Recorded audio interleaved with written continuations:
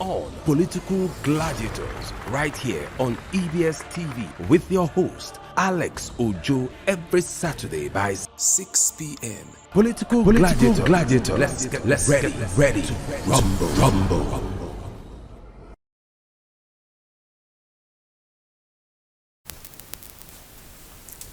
Good day, folks at home, and welcome to another interesting episode of Political Gladiators. Today we have the privilege of having in the studios with me a young man by name Emmanuel Omokaro. So please, let's meet you, sir. I'm Omokaro, it's Emmanuel from Igwemohwa Community, Oriomo South, local government area of Edo State. Okay.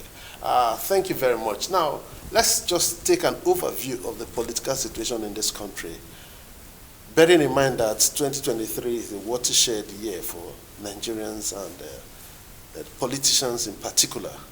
Now, what is your opinion, or what do you think we should be doing about now, Nigerians in general, in preparation for 2023? 2023, we as Nigerians really need to really come out and vote and tell the political folks that enough is enough. And by doing that, we need to sensitize both the people in the city and people in other villages or other rural communities. So we really need to ensure that everyone votes and shun the intake of a bribe or any form of incentive to cast their votes.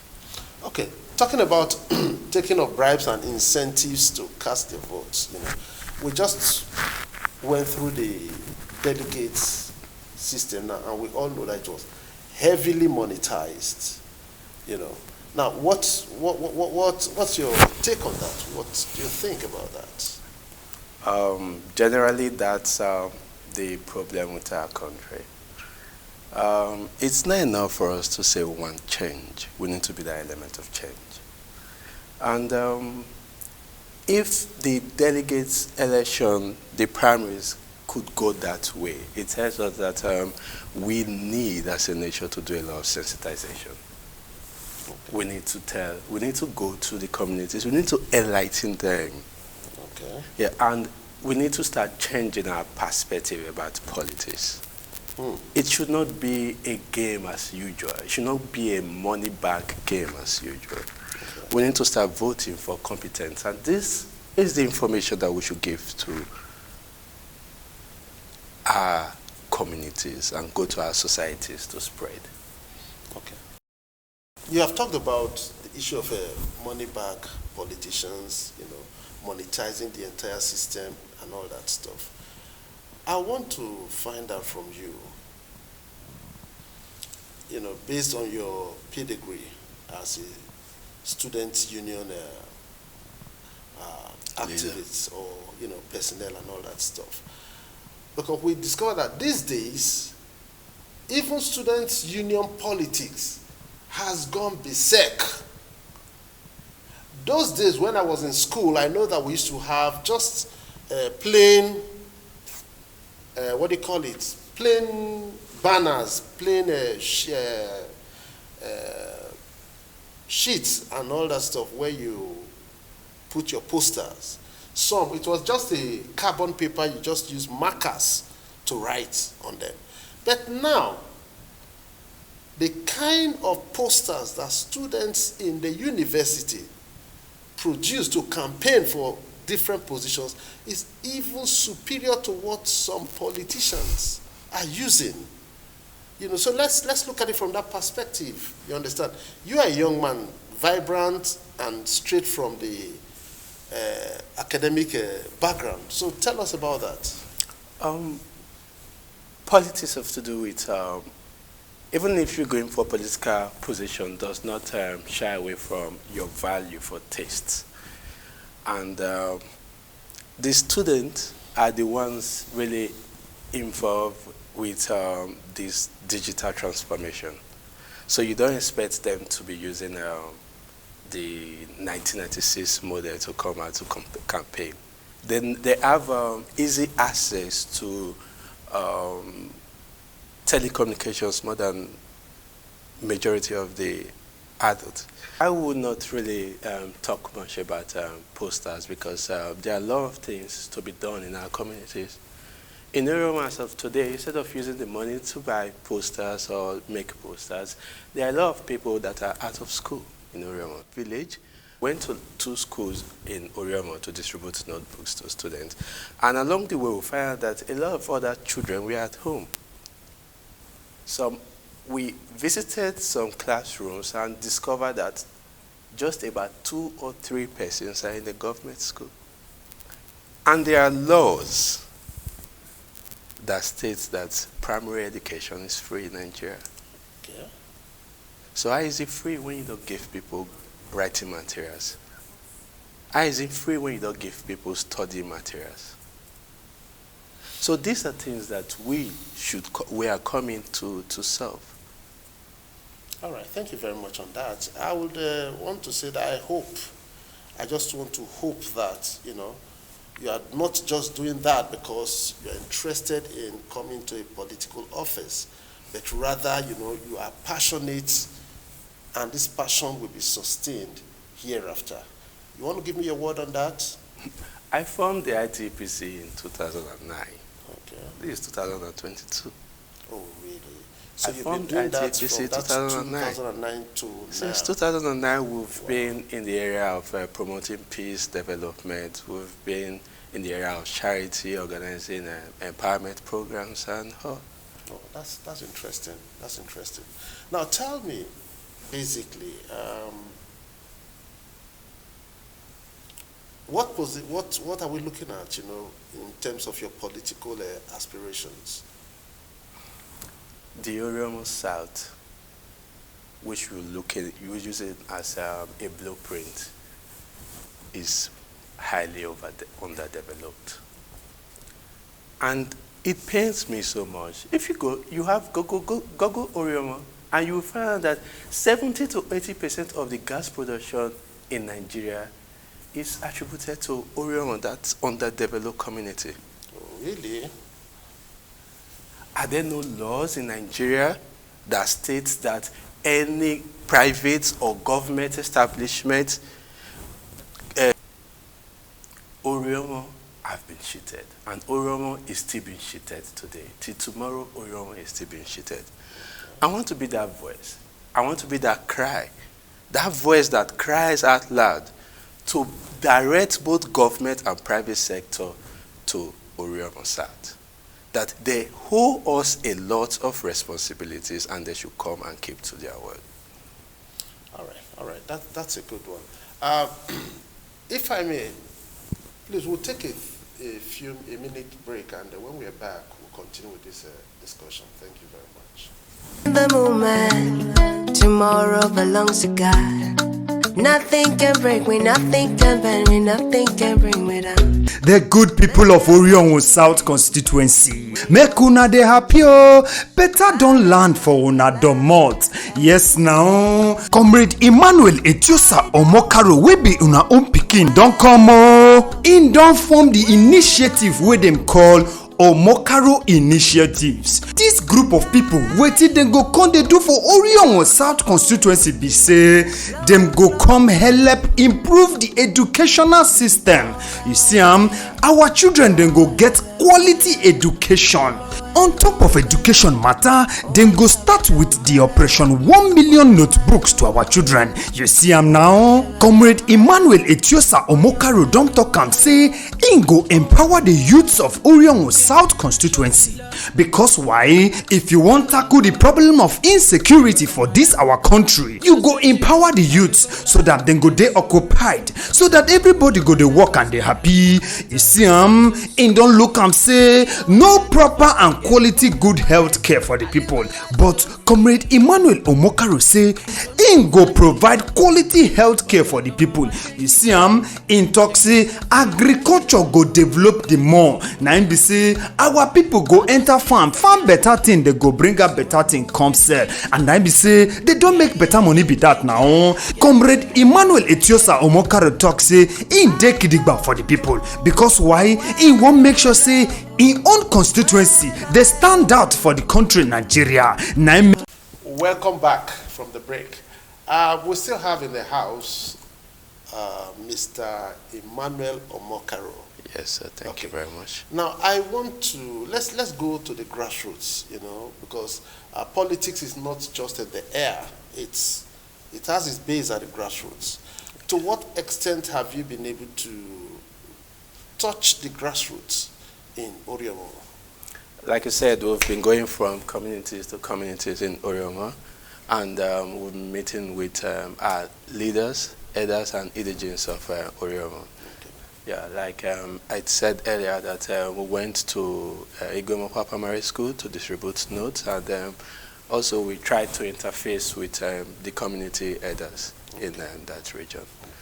Because what we want to do is to bring a development to Igomokwa community and Oriomo at large. All right. You are aware that there is this serious trend of insecurity in the land, both from the north to the south, east to the west. How are there no laws? And if there are laws, why are they not being implemented? In the area of insecurity, I think it's a misnomer for the federal government to be in charge of our security law. And these are laws that we are going to pass to ensure that the states and even the local government have a say about security. They cannot be making laws for us from Abuja and saying we should come and abide to at the state level. So we're going to dust the laws to find out that we are able to pass bills that will protect the lives and property of the indigenes of Oriomo South local government area of Edo State.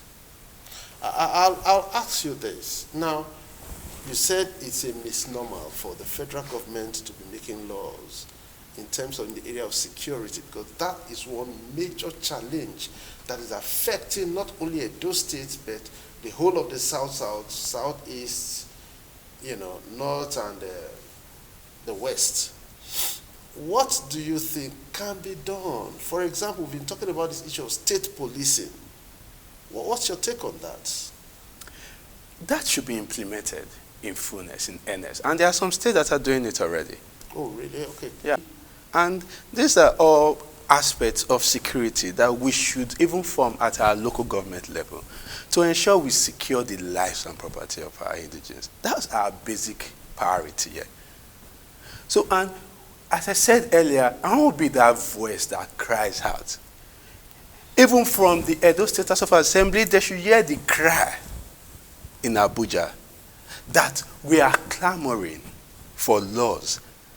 We are clamoring for bills, that bills are being passed to ensure the security of our indigenes.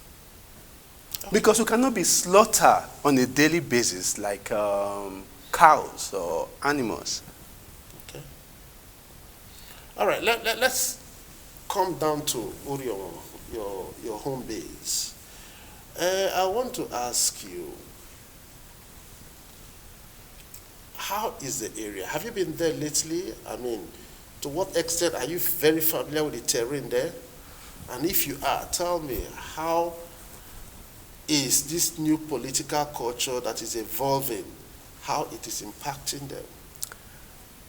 Oriomo, I was there yesterday. Oh, just yesterday here? Just yesterday I was in Oriomo. And this week I've gone to Oriomo like 3 times. And as we're speaking now, people are still in Oriomo on my behalf. Yeah, interfacing with community members. So, in all honesty, people are tired of PDP or APC. And it's not just, this political revolution is not just happening in cities. It's going because people in the villages, they are even, they are kind of experiencing the hardship more, because we discovered that in Oriomo as at today, there is no good road. If you're talking about road, please don't just go there. Oh, Really? No, there's no road. Making it difficult for farmers to even sell their products, to send their products to cities. The first thing, there's no road. And going further, no light. I went to my village, I was ashamed because of the mass underdevelopment in that region. So what are you going to do differently as a member? Because, I mean, over time, we've had, members representing Orion at the State House of Assembly. What do you intend to do differently from what those ones have done? Sadly, politics have become, have been in the past, politics of stomach infrastructure. Okay. The money back politics. Whereas some people think constituency projects cannot do a lot. My constituency project as a senator representing the College of Health Sciences is still in Delta State University as of today. Oh, okay. And the organization I formed when I was the senator, that is the BAMSA and the DUMSA organization, the first project that I monitored is the project they are using it to sit down. If you go to the College of Health Sciences, you see the chairs there, what's it called, the cemented chairs there.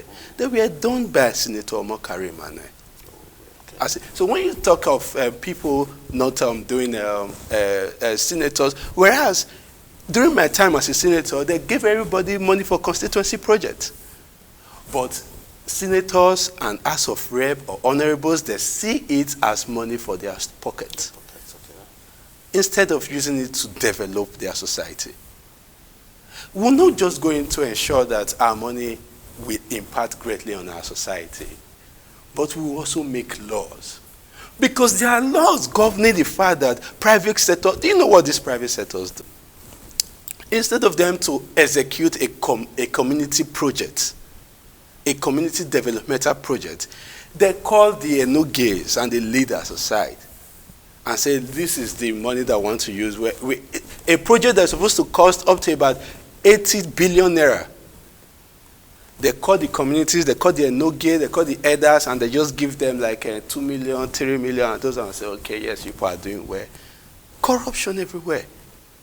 So we will make laws and see to the execution of the fact that these private parastatals and government parastatals are able to deliver the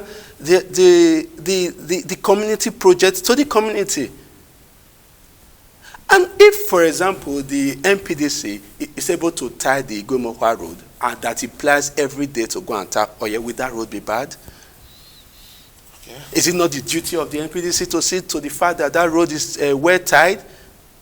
Can you tell me that a community that generates 70% to 80% of the oil, of the gas production in Nigeria does not have good road?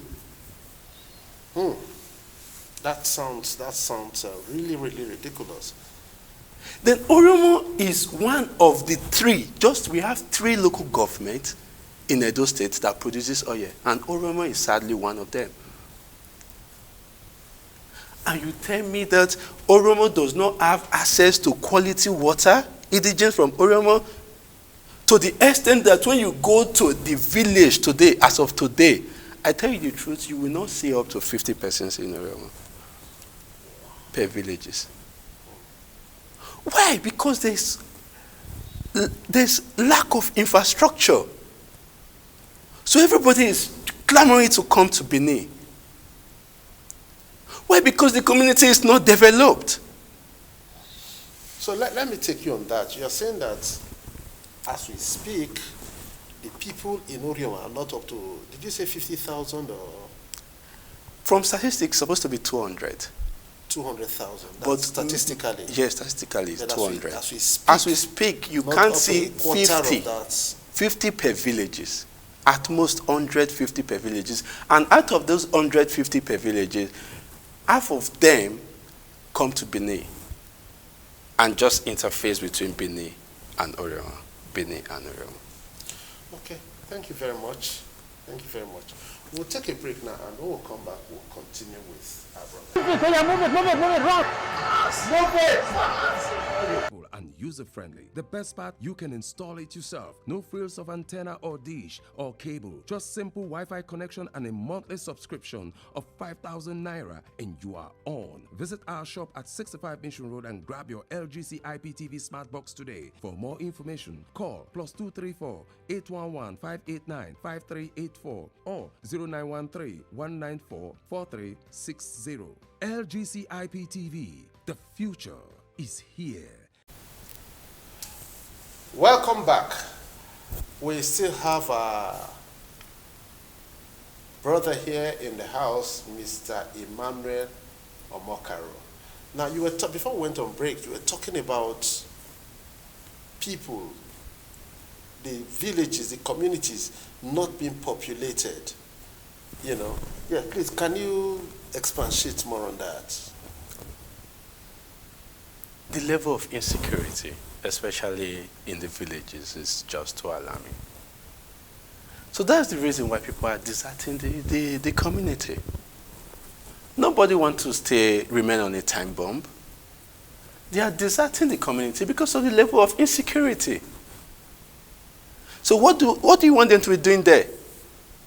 To remain in their houses for the bandits to come and kill? So we must make laws that will protect these people, for crying out loud. Our people that we want to represent should be our number one priority. You should not be in the comfort of your house in Benin or Abuja or wherever you choose to stay and say you're representing people in Oriomo. Okay. So we're coming out to ensure that our people are well protected. So that is one of the major, one of your main campaign strategy is the issue of security, because truly I think security should be number one, because I mean the place is not secure. People are not, going to stay there. Nobody wants to just. You don't have a second life to speak. If it's just once, and if you don't get it right, I mean you're on your own. So let's look at now. That takes care of the issue of insecurity. Now let's look at agriculture.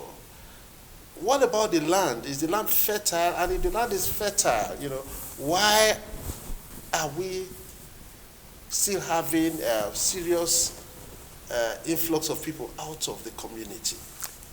The other 50% of occupants or people, indigents of Oriomo that remains in Oriomo, and even the 50% that interface between Oriomo and Benin, are there because of agriculture. Okay. Do you know the rubber plantation? Do you know if government is able to really organize the rubber plantation, that can take care of about 20% of Oriomo youth? Okay. We know that Oriomo have oil palm. Oriomo is the home of Oriomo oil palm, oil plantation. So what in the event that you are elected to represent the people of Oriomo, at the State House of Assembly, what would you do differently in this respect, in terms of not just the laws being there, their implementation? In my campaign manifesto, I said, we will make laws, we will enact laws, and we will see to the execution of these laws. Okay. All right. Thank you very much on that. 2023 is around the corner. What's your take on the scheme of things? What do you think that Nigerians in general, now we've been hearing of, this movements, talk about movements, and then people in the diaspora, everybody's like, oh yes, 2023, we must get it right and all that stuff. What do you think? Yeah, 2023, the revolution is on already. And basically, What we need as a nation is to start sensitizing our people. People that have destroyed our history, people that have destroyed our past, cannot be left or given the responsibility of taking care of our future. Okay. All right, thank you very much. It's been nice talking with you. I want to pray and hope that all you have said, would be given life to when you eventually become Thank you very much, sir. the member House of Assembly representing Orioma local government area.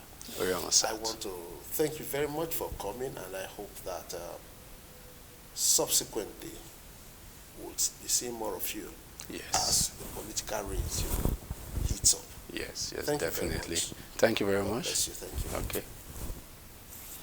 With this, we come to the end of our program today on Political Gladiators. I hope you have listened to Mr. Omokaro and you agree with him on a number of points that he has made. Till same time next week, we look forward to having you on Political Gladiators. Same station, same time. God bless you. Thank you.